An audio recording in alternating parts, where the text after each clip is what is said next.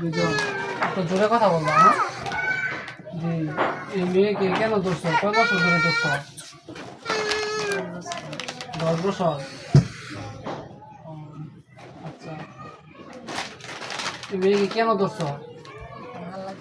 ভালো লাগছে। কোথা থেকে ধরছো? হোসেনপুর এটা কোনো? নানির বাড়ি। ও আচ্ছা। ভালো লাগছে দেখে ধরছো? নাকি অন্য কোনো সমস্যা? কেউ পাঠাইছে? চালান দিচ্ছে কেউ?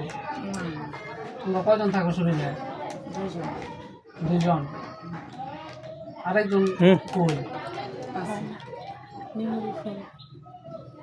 আছে? ও আচ্ছা। তোমরা কি 2জন কে আপন ভাই যে বলছিলা? আপন ভাই?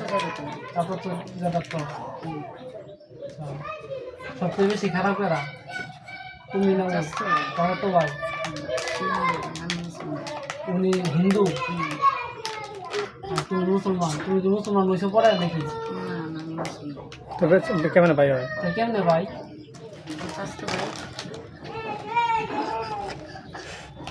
তাহলে তো ভাই কেমনে আর কি আমি এটা বলতেছি, তুমি হিন্দু উনি মুসলমান, এটা কিভাবে সম্ভব? হ্যাঁ, পরে হিন্দু ধর্মে গেছে গা।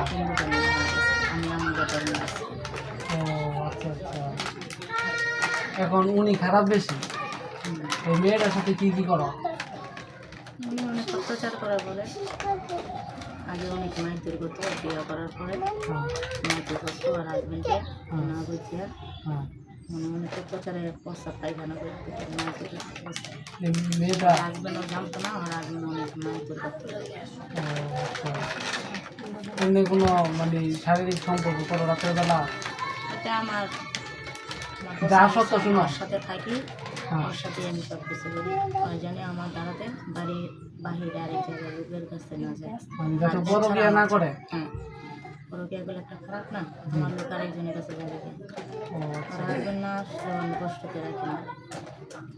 ওর অনেক চাহিদা, আমার হাজবেন্ড চাহিদা। আচ্ছা।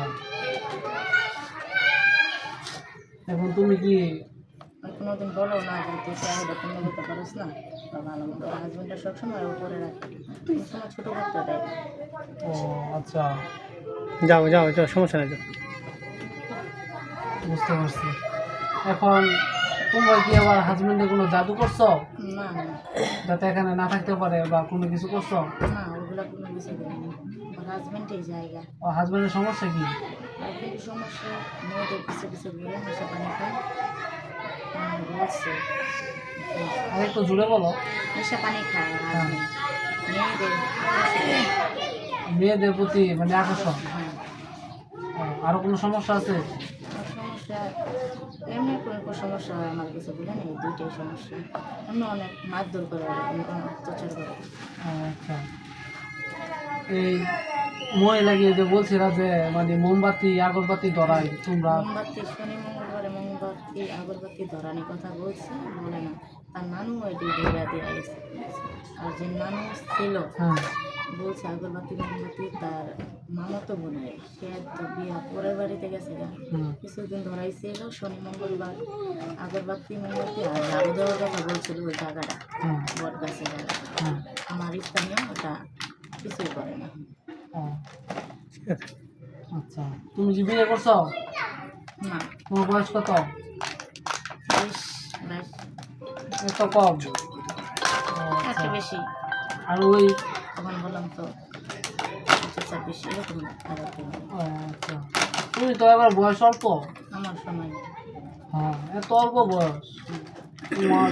দেখলো এই ওই জায়গার ভিতরে অনেকজন লোক ছিল, পোলাপান ওর বোন 5 জন, ওর বোন ছিল, ওর বোন 5 জনের কাছে 2 জনের কাছে দেখা করি, আর 2 জনের লাগে 3 জনের লাগে দেখা করি। একজন মারা গেছে প্রেগনেন্ট অবস্থায়, ছেলে ছিল প্রেগনেন্ট, আমার ছেলে মারা গেছে। ও আচ্ছা, হওয়ার টাইমে মারা গেছে। যাই হোক, এখন তো এই মেয়েটার তো সুস্থতা প্রয়োজন, স্বামীর সংসার। অসুস্থ আমি কিছু রাখি না।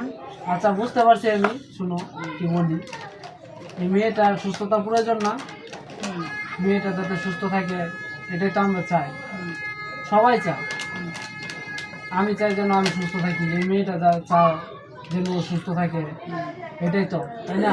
তুমিও চাও সুস্থ থাকি। তোমার বয়স কম, তুমি মুসলমান, আমাদের ধর্মে মানুষ ক্ষতি করা কোনো নিয়ম নাই, বুঝছো?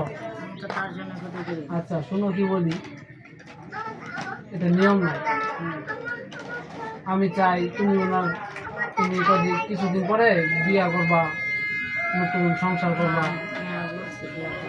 বিয়া করবে না, ওরে বিয়া করবা, ওর কাছে থাকবো। ওর কাছে থাকবা? নিয়ে যাবো, হুম। তো কিভাবে সম্ভব? তুমি তবে জি, এইভাবে উনি মানুষ, এটা কি সম্ভব? বলছি, আমার লোক আশা করতে আর এখন আমি অত্যাচার করি। তুমি কি ওনাকে নিয়ে যেতে পারবে এখন এই আমার অবস্থায়? সময় নেই, হ্যাঁ। হ্যাঁ, এই অবস্থায় নিয়ে যেতে পারবা? এই অবস্থায় বাচ্চা আছে না, হ্যাঁ, অনেক। পারবা না। অযথা শোনো, অযথা ই করে লাভ নাই, বুঝছো? হুম। যে কোনো মূল্যে ওনাকে ছাইড়া দিতে হইবে, যে কোনো মূল্যে। তুমি